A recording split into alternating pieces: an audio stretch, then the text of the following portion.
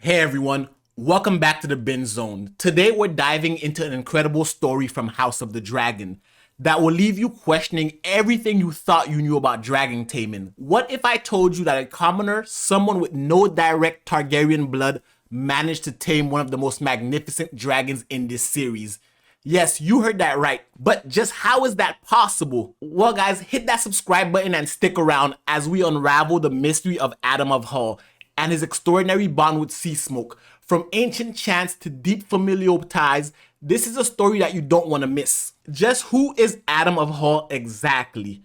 Well, Addam of Hull is the bastard son of Lord Corlys Velaryon, him along with his brother Alyn of Hull, both of them being secret bastards of a noble Targaryen bloodline. Officially, Corlys has two legitimate children, Laenor and Laenor, by his Targaryen wife, the queen that never was, Rhaenys. But being Lord of Driftmark and the richest man in Westeros, like most Westeros nobles, they tend to step out on their marriages and have extramarital affairs. And Corlys, even though he is married to a Targaryen queen, is not opposed to this. But it wasn't just a one-time fling with Corlys. There seems to have been a legitimate relationship that he had with the mother of these two kids.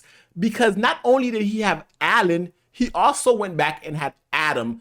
And in the show, we see that Addam has black hair while Alyn is bald only because he shaves off his white Valyrian hair. We see that Addam has black hair. He doesn't have the traditional Valyrian white. That is not necessary to bond and tame a dragon. As we see with Rhaenyra's sons, Jace, Luke, and Joffrey, they have very strong features like their dark brown hair like their father. Even though Rhaenyra has white hair, we also see the same phenomenon with Jon Snow.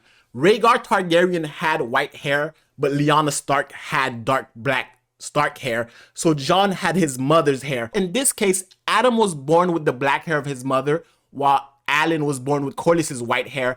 And Corlys's other two children, Laena and Laenor, both their parents have white hair, so of course they're gonna have the same features. But the real question is, how can Addam tame a dragon when he has no direct Targaryen parentage? With Corlys's other children, it could have been attributed to the fact that Rhaenys herself is Targaryen, but with Alyn and Addam, Corlys had them with a non-Targaryen. The reason that Addam is able to tame Seasmoke is because he does have Targaryen blood, and that comes from Corlys Velaryon himself. Corlys is a Targaryen. He has Targaryen blood running through his veins, and that's because for generations, the Targaryens and the Velaryons have been interbreeding. We could trace it as far back as Aegon the Conqueror. Aegon the Conqueror's mother was Velaryon and his father was Targaryen, making Aegon the Conqueror half Velaryon, half Targaryen. And as their bloodline goes, and as we go down the Targaryen-Velaryon family tree, we see time and time again, Targaryens and Velaryons are interbreeding. That means both their bloods are within each other's gene pool. So whether or not Corlys actually married Rhaenys and had children with her or not, his children have the potential to be dragon riders. His children are dragon riders, as we saw. His trueborn kids, Laena and Laenor, have a way stronger bond because of Rhaenys' stronger Targaryen bloodline, but Corlys has dormant Targaryen blood in him. We see it traverse through his son taming a dragon. We see the fact that Alyn himself has the Valyrian bloodline. He has the white hair that he has to shave off.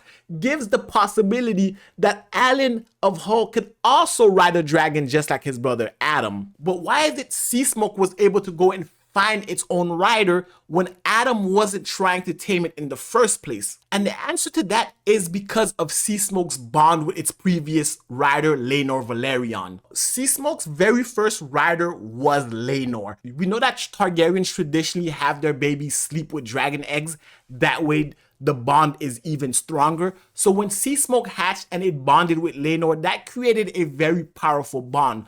Even after Laenor left last season, Seasmoke was sad and it missed its rider. It's all Seasmoke has ever known has been Laenor Velaryon. And sometime during season 2, we know that Laenor has died because we know dragons can only bond with one rider at a time. And until that rider dies, it cannot rebond again. The fact that Seasmoke bonded with Addam means that Laenor has died. And we saw earlier throughout season 2 of House of the Dragon, Seasmoke could be seen crying a lot more than usual, probably mourning the death of Laenor. And Rhaenyra talks about just how strong Laenor and Seasmoke's bond was. Because of that bond, Seasmoke went and found the closest thing he could to Laenor. And that is because the bonding ritual that was began earlier in the episode when they tried to bond Sir Darkwyn with Seasmoke. We see that in the Dragon Pit, they were chanting and starting a bonding ritual for Seasmoke, and Seasmoke was open to being bonded with. It even lowered its head, thinking that it would be bounded to its current rider. But as Sir Darkwyn approached, Seasmoke realized that that is not who he wants to bond with. His bond is Velaryon. His bond is with Laenor, or someone as close to Laenor as possible. And the fact that Addam is 50% Laenor because of Corlys Velaryon, that is as close to Laenor as Seasmoke can get. That is why Seasmoke killed Sir Darkwyn and flew out the Dragon Pit to find its rider. Bond between dragon and rider is so strong.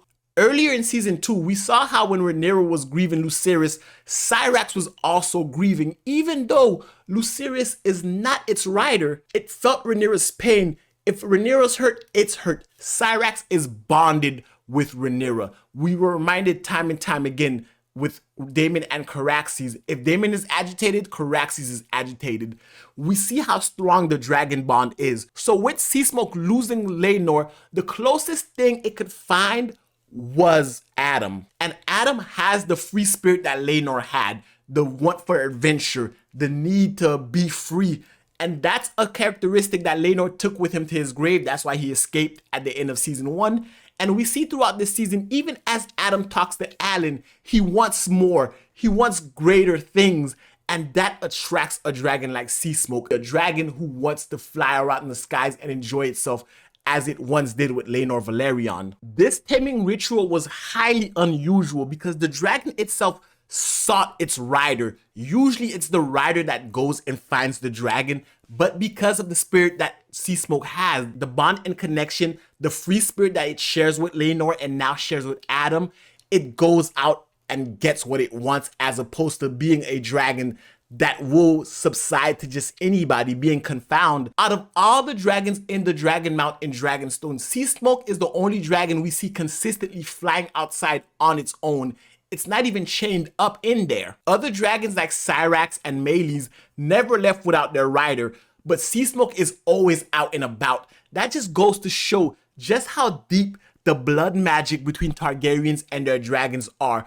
Targaryens are dragons, just in human form. But that leaves an interesting opening. If Addam can ride a dragon, so can Alyn. Will they be giving Alyn a dragon this season? Because House of the Dragon, the way the books are set up and the way that the show itself are set up, it's in two separate universes and two separate canons. George R.R. Martin himself has said this: the books and the shows are different.